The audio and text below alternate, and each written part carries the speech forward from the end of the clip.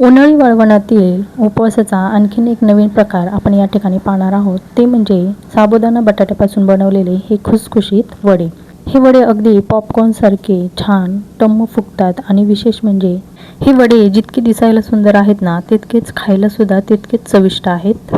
हे वडे बनवत असताना अजिबात तेलाचा वापर केलेला नाही, त्यामुळे हे वडे अगदी वर्षभर आहे तसे छान टिकतात. बरेच वेळा आपण बटाट्याचा किस करतो, तर त्या बटाट्याच्या किसला पर्याय म्हणून तुम्ही अशा प्रकारचे वडे नक्की बनवू शकता. तुमचं सगळ्यांचं वैशाली किचनमध्ये मनापासून खूप खूप स्वागत. साबुदाणा वडे बनवण्यासाठी या ठिकाणी मी 250 ग्रॅम साबुदाणा भिजवून घेतलेला आहे. जो आपण खिचडीला नेहमी वापरतो तोच हा साबुदाणा आहे. ज्या पद्धतीने आपण साबुदाणा खिचडीला भिजवतो त्याच पद्धतीने हा साबुदाणा या ठिकाणी मी भिजवून घेतलेला आहे.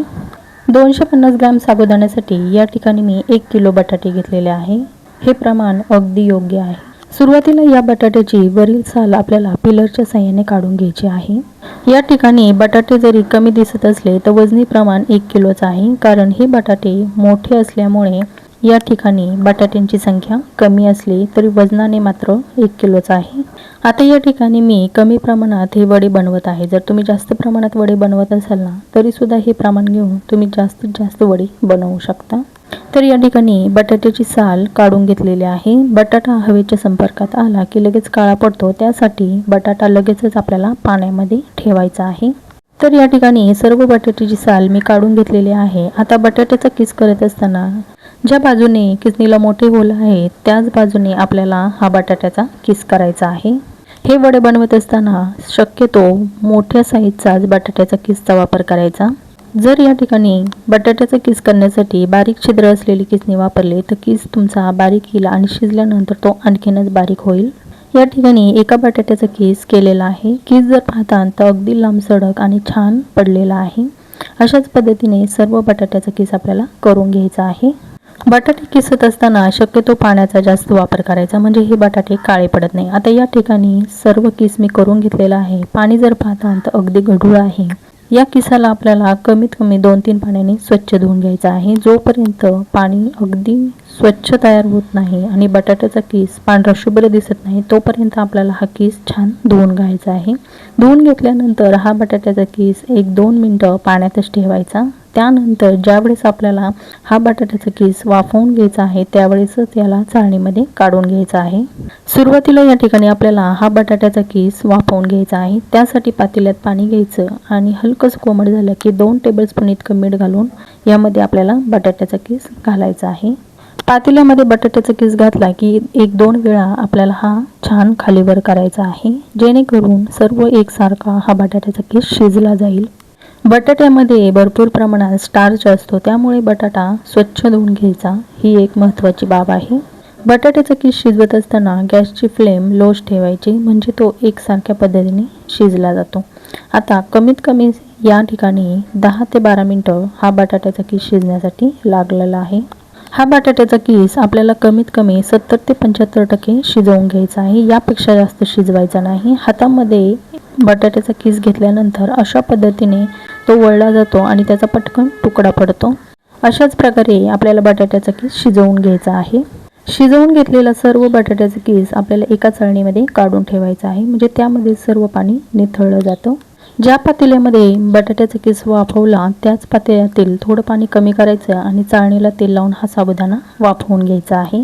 हा साबुदाणा सुद्धा 10-12 मिनिटांमध्ये छान वाफवून निघतो. आता या ठिकाणी थोडासा थंड झाल्यानंतर आपल्याला चमच्याच्या साहाय्याने हा साबुदाणा खालीवर करायचा आहे. चाळणीमध्ये मी या ठिकाणी तुम्हाला दाखवत आहे की चमच्याने अगदी सहज हा साबुदाणा मोकळा होत आहे, पण आपल्याला यापुढे जाऊन हा साबुदाणा आणखीनच मोकळा करायचा आहे, अगदी सुटसुटीत.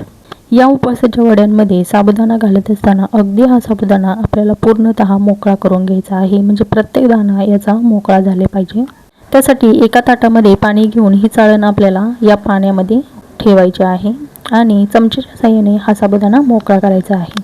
अगदी सहज हा साबुदाणा मोकळा होतो आणि प्रत्येक दाणा या पाण्यामध्ये मोकळा होतो. आता हा साबुदाणा तुम्हाला मी हातात घेऊन दाखवते. अगदी प्रत्येक दाणा या साबुदाण्याचा या पाण्यामध्ये मोकळा होतो.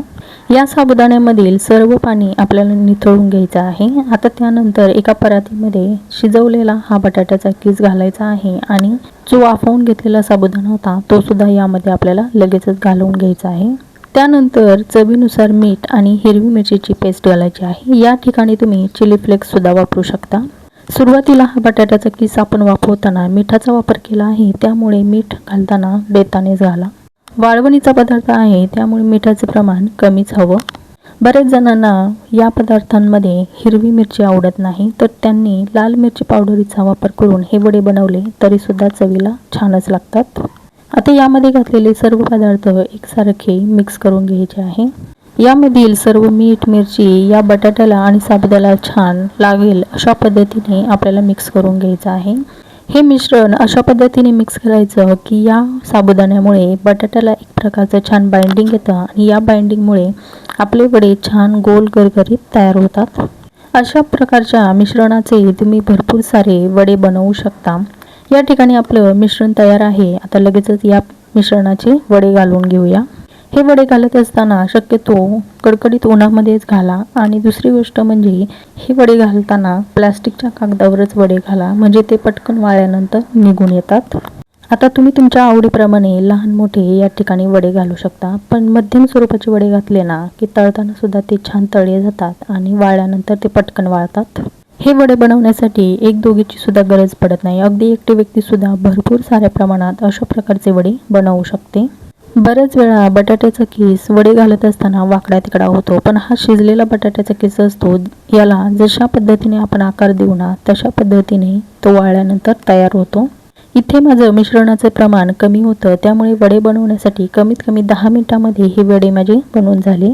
एवढ्या मिश्रणामध्ये माझे कमीत कमी 35 ते 40 वडे बनवून तयार झालेले आहे। हे वडे आपल्याला कडकडीत उन्हामध्ये छान 1-2 दिवस वाळवून घ्यायचे आहे। हे वडे छान वाळले ना की वर्षभर आहे तसे छान राहतात।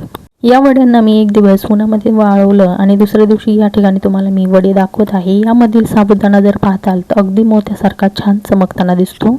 हे वडे वर्षभर स्टोअर करण्यासाठी एखाद्या प्लास्टिकच्या पिशवीमध्ये हे वडे भरायचे आणि हवाबंद डब्यामध्ये भरून ठेवायचे। जेव्हा उपवास असेल त्यावेळेस हे वडे तुम्ही तळून खाऊ शकता। अगदी वर्षभर हे वड्यांचा आस्वाद तुम्ही घेऊ शकता। हे वडे जर पाहताल तर अगदी मस्त पांढरे शुभ्र तयार झालेले आहे। या वड्यांचा अजिबात रंग बदललेला नाही। विशेष म्हणजे हे वडे लाल किंवा पिवळे काळे अजिबात पडलेले नाही, मस्त छान तयार झालेले आहेत। तर या ठिकाणी आपले वडे वाळवून तयार झालेले आहे, तळून देखील पाहूया। उपवासाचे वडे बनवलेले आहे, त्यामुळे या ठिकाणी तुम्ही उपवासाचं तेल किंवा तूप वापरून हे वडे तळून घेऊ शकता। वडे तळत असताना या वड्यांसाठी तेल अगदी कडकडीत गरम करायचं, म्हणजे हा वडा छान फुलला जातो। तेलात वडा घातल्यानंतर अगदी पटकन वडा वर येतो, म्हणजेच वडा हा छान मस्त दुप्पट तिप्पट फुलून खुसखुशीत तयार होतो। हा वडा जर तळल्यानंतर तुम्ही पाहता तर यामधील जो साबुदाणा आहे अगदी छान टम्म फुगला जातो आणि विशेष म्हणजे यातील बटाट्याचा रंग अजिबात बदलत नाही, जळत सुद्धा नाही आणि मस्त छान टम्म फुगले जातात। अशाच पद्धतीने मी काही वडे या ठिकाणी तळून घेत आहे। वडे तळत असताना तेल सुरुवातीला छान कडकडीत गरम करायचं। वडा तेलात सोडल्यानंतर गॅसची फ्लेम लो करायची, म्हणजे वडे छान खुसखुशीत तळले जातात। या ठिकाणी काही वडे मी तळून घेतलेले आहे। वडे जर पाहताल तर अगदी मस्त पॉपकॉर्न सारखे फुललेले आहेत। वडे बनवत असताना आपण तेलाचा अजिबात वापर केलेला नाही, त्यामुळे वर्षभर हे वडे छान टिकतात। जेव्हा कधी उपवास असेल त्यावेळेस अशा प्रकारचे वडे नक्की तळून पहा, चवीला सुद्धा तितके छान लागतात आणि दिसायला त्याहीपेक्षा सुंदर। या ठिकाणी एक वडा मी तुम्हाला तोडून सुद्धा दाखवते, मस्त छान खुसखुशीत तयार होतात।